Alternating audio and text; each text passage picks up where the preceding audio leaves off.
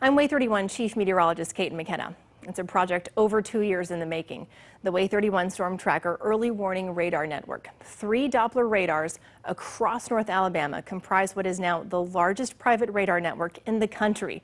These radars are networked together to provide a complete picture and fill in the gaps between other radar sites.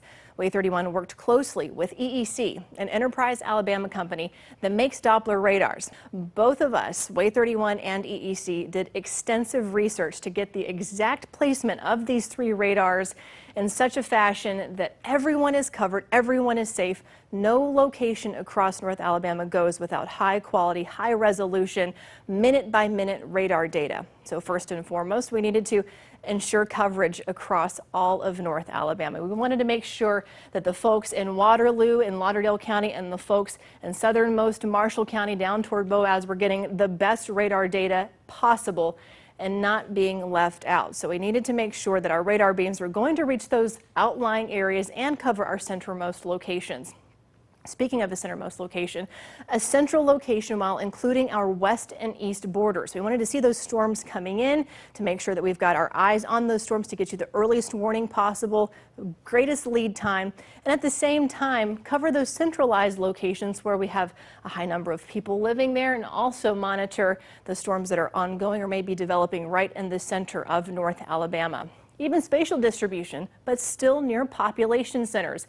Can't put 3 radars right next to each other and leave one portion of North Alabama totally uncovered. We need to place these evenly across the landscape and at the same time get even quality radar data across the landscape. Population centers, that's also important to consider because we needed the infrastructure for these radars. We need to be able to get internet to these to send and receive radar data, and we also needed power to help us do that. Higher populated areas typically have better infrastructure to do just that.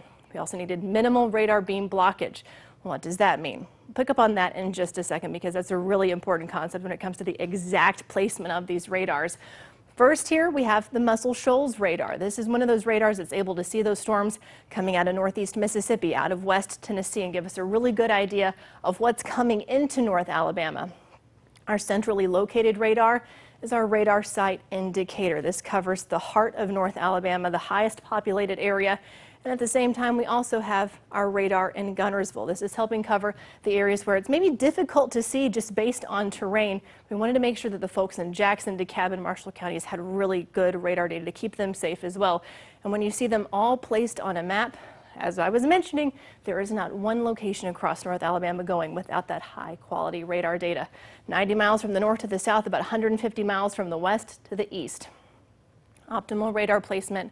Speaking about beam blockage, this is how you kind of hone in a town or in a city to know exactly where you need to place that radar. You can't put these right next to a building because that radar beam is going to be blocked. So when that radar beam looks like this, you avoid radar beam blockage. That placement allows for a clear view across the landscape. But if you put this next to a building, you put this next to a mountain, buildings, mountains, trees, and other obstructions can block the radar beam's path, preventing that complete picture. So optimal placement. Both radars in Muscle Shoals and Guntersville are on water towers to help kind of elevate them a little bit and see across the landscape. The radar indicator is actually on the People's Bank building downtown.